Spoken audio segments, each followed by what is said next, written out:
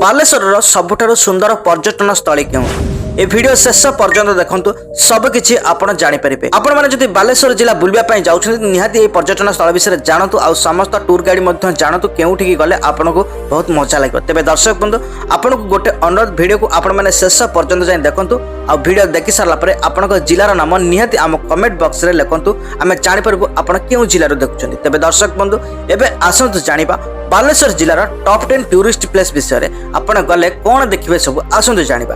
तेबे दर्शक बंधु नंबर 10 रे आपण माने देखि परिबे क्षीरचोरा गोपीनाथ मंदिर। यह रेमुणा रे अवस्थित एवं बालेश्वर ठारू 9 किलोमीटर दूर रे यह अवस्थित। यह शैव संस्कृतिर एक केंद्र। क्षीरचोरा गोपीनाथ होउचंती एही स्थानर अधिष्ठात्री देवता।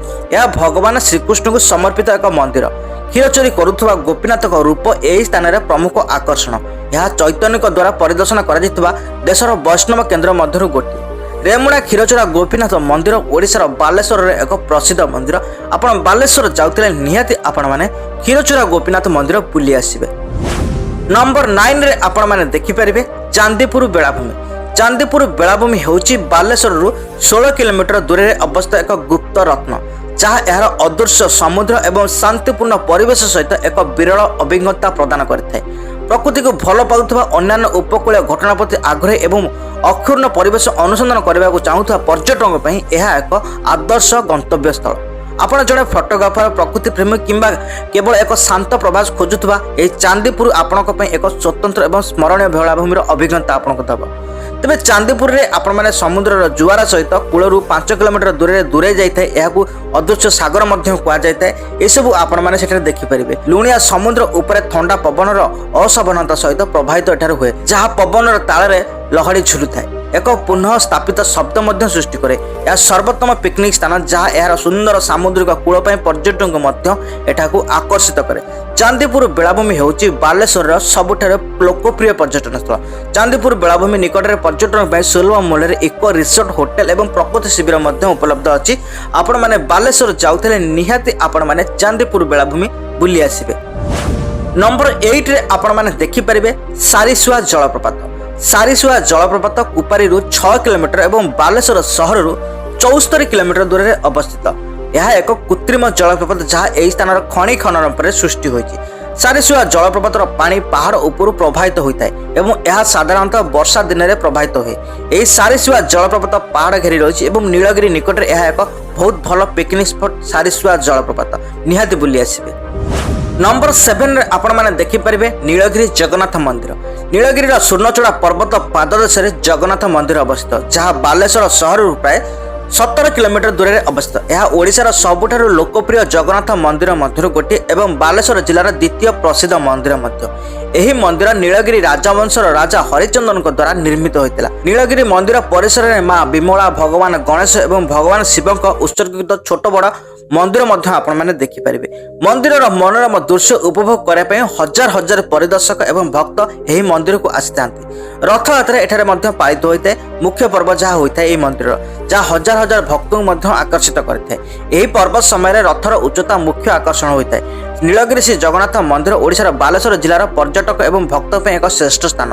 नीलगिरी जगन्नाथ मंदिर ओडिशार समृद्ध सांस्कृतिक एवं आध्यात्मिक परंपरा प्रमाण स्वरूप ठिया होइछि जहाँ परिदर्शक को ऐतिहासिक गभीरता धार्मिक उत्साह एवं प्राकृतिक सौंदर्यर मिश्रण प्रदान करे। निहाती आपण माने बालेश्वर जाउथिले नीलगिरी जगन्नाथ मंदिर दर्शन करने सहित प्रभु जगन्नाथ आशीर्वाद निहाती नहीं आसबे। नंबर 6 आपण माने देखि परिबे कुलडिहा वन्यप्राणी अभयारण्य। यह बालेश्वर 27 किलोमीटर एवं भुवनेश्वर 180 किलोमीटर दूर में अवस्थित। यह छोट नागपुर मालभूमि अंचल में 272 किलोमीटर व्यापी रही। यह शिमिलीपाल जातीय उद्यान सुखपड़ा एवं नाट पर्वतमाला सहित संयुक्त। यही अभयारण्य कुलडिहा देवगिरी एवं तेंडा संरक्षित जंगल एवं अन्य संरक्षित जंगल अंतर्भुक्त। उत्तर में नीलगिरी जंगल एवं पश्चिम में मयूरभंजर जंगल संलग्न कुलडिहा अभयारण्य अंचल में जहाँ आपण माने देखि परिबे शाला जंगल एवं आर्द्र मिश्रित पर्णमोची जंगल द्वारा साधारणतः यह प्रतिनिधित्व करे। यह डेक्कन उपद्वीप जोन जैव भौगोलिक अंचल आसी जहाँ विभिन्न प्रकार उद्भिद और प्राणी सहित विशाल जेनेटिक एवं परिवेशगत गुरुत्व रखे। यही कुलडिहा वन्यप्राणी अभयारण्य आपण मैंने एशियाटिक हाथी, चिताबाघ, गौर, हरिण, पांगोलिन एमती अनेक विपदपूर्ण वन्यप्राणी यह प्रजाति बास करते। यह व्यतीत पहाड़ी मयना, काठहणा, हर्नबिल एवं चिल भली किसी विपदपूर्ण पक्षी आपण मैंने देखिपारे। यह मयूरभंज हाथी अभयारण्य एक अंश एवं हदगड़ वन्यप्राणी अभयारण्य मध्य शिमिलीपाल जैवमंडल अभयारण्य सहित संयुक्त एहपरी एक विशाल भूदृश्य गठन करे जहाँ दीर्घकालीन एशियाटिक हाथी एवं बाघ संरक्षण योगदान करे। यही कुलडिहा वन्यप्राणी अभयारण्य जदि बालेश्वर बुलवाई जाऊँच तेरे यह कुलडिहा वन्यप्राणी अभयारण्य आपण मैंने बुली आसबे। एठारे आपण मैंने प्राकृतिक सौंदर्य देखा सहित अनेक जीवजंतु को आपण मैंने देखिपारे। जीवजंतु को देखला बेले आपण मैंने सतर्कता अवलंबन करेंगे कारण एठारे बहुत डेंजरस जीवजंतु मैंने अच्छा। नंबर 5 रे आपण मैंने देखिपारे इमामी जगन्नाथ मंदिर।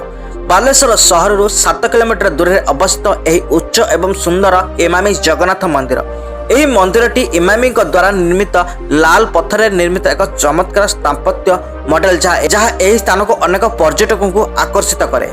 पत्थर खोदन एवं स्मारक कारुकार्य परिदर्शकों को आकर्षित करे। यही इमामी जगन्नाथ मंदिर को ओडिशा रे द्वितीय पुरी जगन्नाथ मंदिर बोली विवेचना कराए। इमामी जगन्नाथ मंदिर एपरी देखा जाए जपरी यह एक बड़ रथर चक उपर निर्मित होइछि। यही इमामी जगन्नाथ मंदिर इमामी पेपर लिमिटेड द्वारा बालेश्वर सहर बालगोपालपुर परिसर एक विस्तृत 3 एकर जमी रे 70 फुट उच्च झलसुवा मंदिर निर्माण करा जायछि। मंदिरटी एपरी देखा जेपरी यह एक बड़ रथर चक उपर निर्मित होइछि। यही जगन्नाथ मंदिर 4300 वर्गफुट अंचल निर्मित होइछि। 380 वर्गफुट क्षेत्र में निर्मित कैंपस भितर भगवान शिव, मां भीमला देवी, लक्ष्मी, भगवान गणेश एवं संकट मोचन हनुमान मंदिर आपण माने इमामी जगन्नाथ मंदिर प्रांगण में देखिपारे। नंबर 4 रे आपण माने देखिपारे ब्लू लेक। यह मित्रपुर 2 किलोमीटर एवं बालेश्वर सहर 15 किलोमीटर दूर में अवस्थित। यह एक कृत्रिम हद जहाँ यही स्थान खनि खनन पर सृष्टि होइछि। यही हद नीलगिरी पहाड़ निकट में अवस्थित एवं वर्षर सबु समय पानी रे परिपूर्ण रही है। यही blue lake picnic spot Nilgiri निकट में एक लोकप्रिय पर्यटन स्थल। हदर सबुज जल सूर्य किरण प्रतिफलन अत्यंत सुंदर। यही ब्लू लेक पंचलिंगेश्वर एवं इमामी जगन्नाथ मंदिर निकट में अवस्थित। तेणु पर्यटक मैंने एठाकु पिकनिक एवं दर्शन पर आसी आपण मैंने ब्लू लेक बुली आसबे। नंबर 3 रे देखिपारे चंदनेश्वर मंदिर। चंदनेश्वर मंदिर जलेश्वर 45 किलोमीटर दूर में अवस्थित एवं बालेश्वर सहर प्राय 88 किलोमीटर दूर में अवस्थित। यह शैव संस्कृतिर एक प्रसिद्ध केन्द्र। भगवान चंदनेश्वर यही स्थान अधिष्ठात्री देवता। नीलप्रभा महोत्सव समय चंदनेश्वर मेला होता है। एठारे बहु संख्यक भक्तों समागम हुए। पश्चिम बंगर दीघा समुद्रकूल चंदनेश्वर मात्र 8 किलोमीटर दूर में यह अवस्थित। यह उत्तर ओडिशार एक गौरवमय उपकूलवर्ती सहर जहार एक सुंदर बेलाभूमि अच्छी। बालेश्वर सहर यार रहस्यमय चांदीपुर बेलाभूमि प्रसिद्ध एवं यार ऐतिह्य मंदिर द्वितीय। चंदन यात्रा यही मंदिर मुख्य पर्व। प्रतिवर्ष बहु संख्यक भक्त यही महोत्सव देखा आसती। मंदिरटी बालेश्वर जिलार एक प्रसिद्ध पर्यटन एवं पर्यटन स्थल। महाविश्व संक्रांति, उड़ा पर्व, नील पर्व एवं चड़क यात्रा दिन भली विशेष अवसर यही स्थान में प्रबल भिड़ होता है। भगवान शिव यही मंदिर यार सुगम स्थान प्रसिद्ध एवं देवता भक्त मान पूजार केन्द्र होता है। नंदी एक कला प्रतिभा यही पवित्र मंदिर एक प्रमुख आकर्षण होता है। मंदिर चारिपाखे सर्वदा अनेक भक्तों को देखा आपण मैंने पाइबे। पूजारी मैंने मंत्र जप कर आरंभ करने सहित मंदिर घंटी सकाल बाजू आरंभ होता है। लोक संध्या बल पर्यंत यह घंटी बाजु थाए। निहाती आपण मैंने बालेश्वर जाऊे निहाती चंदनेश्वर मंदिर बुली आसबे। नंबर 2 रे आपण मैंने देखिपारे राधाकृष्ण मंदिर जहाँ चांदीपुर समुद्रकूल निकट में बलराम गढ़ी अवस्थित एवं चांदीपुर प्राय 3 किलोमीटर एवं बालेश्वर सहर 17 किलोमीटर दूर में अवस्थित। यही मंदिर में प्रभु राधाकृष्ण को पूजा कराए। यही मंदिर में भगवान कृष्ण एवं राधा का चमत्कार मार्बल मूर्ति बहुत आकर्षणीय। मंदिर परिसर में पिलामानक खेलिया एक सुंदर पार्क रही। यही स्थान मुख्य आकर्षण होची बड़ पोखरी एवं अनेक रंगीन माछ। पर्यटक माने बड़ पोखरी में डंगा परिचालन उपभोग करें। यही स्थान में आपण मैंने माछ पोखरी, कृष्ण मंदिर, शिशु पार्क एवं खरगोश घर रही। आपण मैंने एठारे सब देखिपारे। बलराम गढ़ी राधाकृष्ण मंदिर ओडिशार बालेश्वर सबुठ प्रसिद्ध एवं आकर्षणीय पिकनिक स्पॉट मध्य गोटे। निहाती आपण मैंने बालेश्वर जाऊे बलराम गढ़ी राधाकृष्ण मंदिर निहाती बुली आसबे। नंबर 1 रे आपण मैंने देखिपारे पंचलिंगेश्वर मंदिर।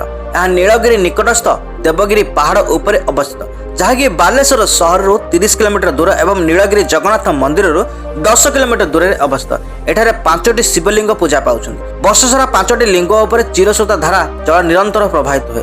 पुराण कुहाଯାଏ ଯେ ଅତୀତରେ ଏହି ସ୍ଥାନଟି ବାଣାସୁରର ରାଜଧାନୀ ଏବଂ ସାଧାରଣ ବ୍ୟବହାର ପାଇଁ ଏଠାରେ 5ଟି ଲିଙ୍ଗ ପ୍ରତିଷ୍ଠିତ ହୋଇଥିଲା। ତେଣୁ ଏହି ସ୍ଥାନକୁ ପଞ୍ଚଲିଙ୍ଗେଶ୍ୱର କୁହାଯାଏ। ଏହି ମନ୍ଦିରରେ ପହଞ୍ଚିବା ପାଇଁ ପ୍ରାୟ 300 ପାହାଚ ଆପଣଙ୍କୁ ଚଢ଼ିବାକୁ ପଡ଼ିଥାଏ।